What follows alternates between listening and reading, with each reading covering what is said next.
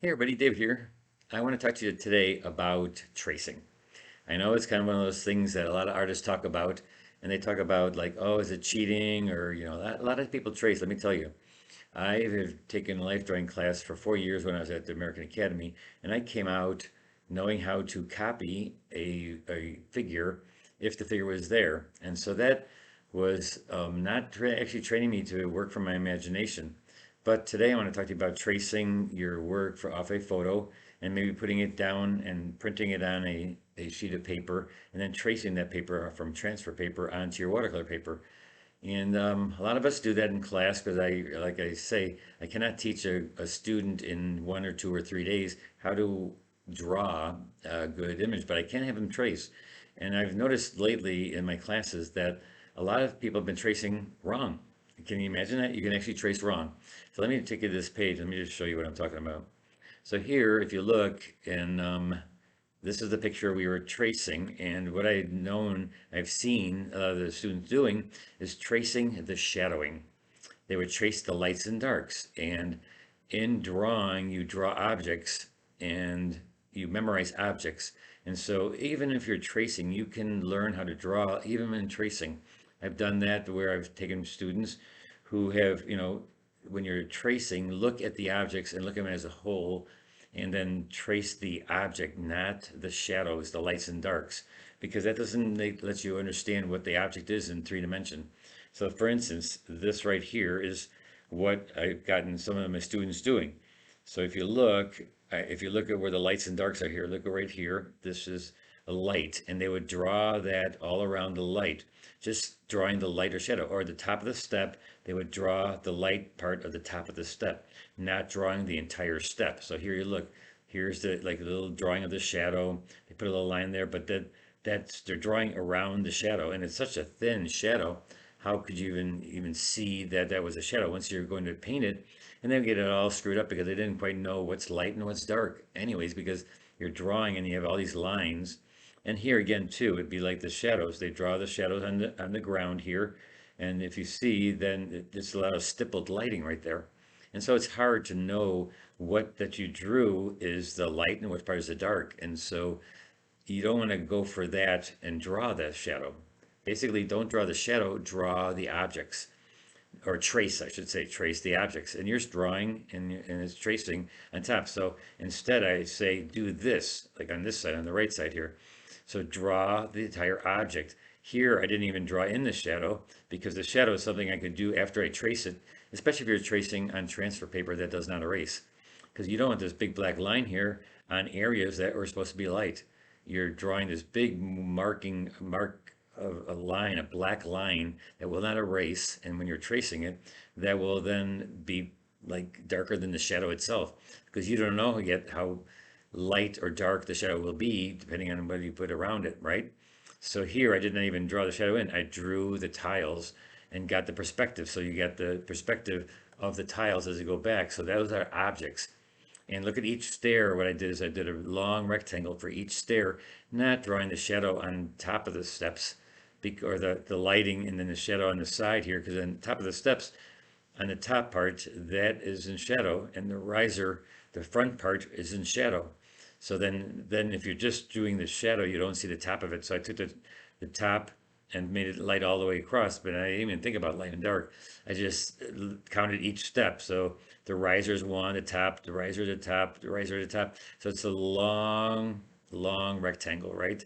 It's a long rectangle, not thinking about the shape of the shadow of lights and darks. And even this shadow right here, I didn't just do a line all the way around like this, where this part is all in shadow, and including the vase. I made the vase one, or the planter, the big planter, the urn.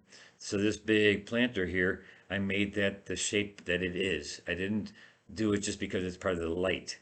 Again, don't draw your shadows, draw your objects.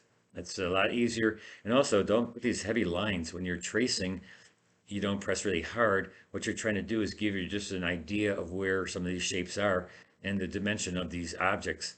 Like this, when you're doing a straight line, just to identify that like bush right up there, this bush right here, there's a straight line, dot it. And so that it will not give you this big straight line that is a bunch of little objects there. And it's very textured. So having it be a straight line just to go around it then makes you, when you go to paint it, do the same thing. And it can, if everything's that solid and straight and not that much detail, that's fine. But when you're putting that in, if I don't, I put it in light and put little dots around it, then I can see. And another thing I wouldn't do, and I did it here, was actually shade in. Don't shade in with these type of dark lines.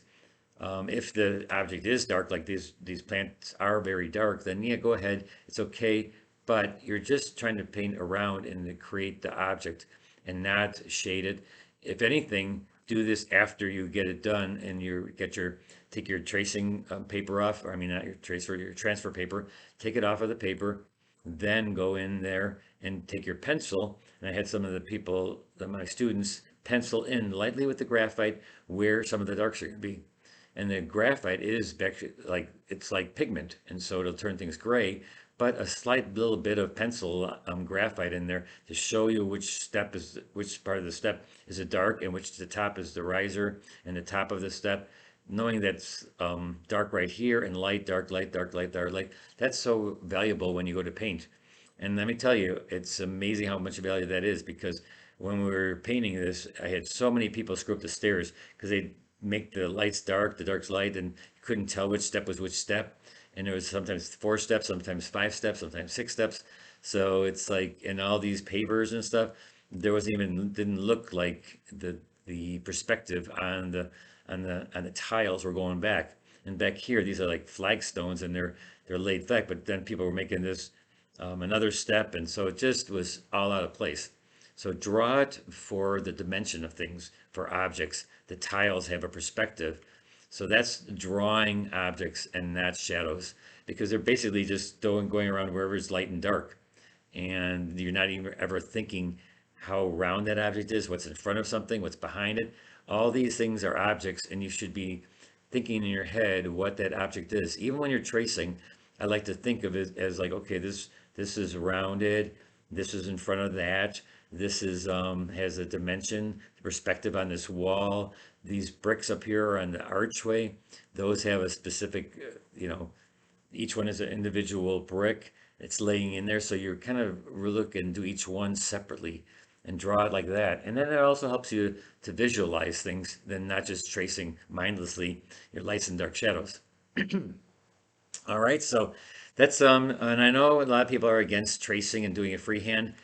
Freehand is great and you want to do it, but just freehanding and looking at the object and constantly looking up and down, you're just being a copy machine. Even when you're doing freehand, when you look at the object, don't look at the object when you're actually drawing it. Look and imagine and memorize the shape in a whole and get that into your head, into your mind of what that shape is and the dimensions of it, the proportions of it, and that's how you do it in freehand too. So you want to do that in freehand so that when that model moves or that is no longer in front of you, you can still draw it because you have it in your memory, the entire shape of that object.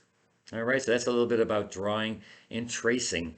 And again, don't be feel fooled by that you should never trace. It's okay, trace, but trace the right way and don't trace the shadows because you're going to still screw up because it's about the drawing of the objects. All right, so we'll see you on Thursday, this Thursday. We'll be doing a little squirrel. And so there you can draw up, and if you can trace the squirrel, that's fine. It's going to be an object that's live, and so it's almost like a portrait of a person. But go ahead and come back on Thursday. Get my newsletter today, which you got right now because you're watching this, and then we'll see you on Thursday. All right, we'll see you then. Bye bye.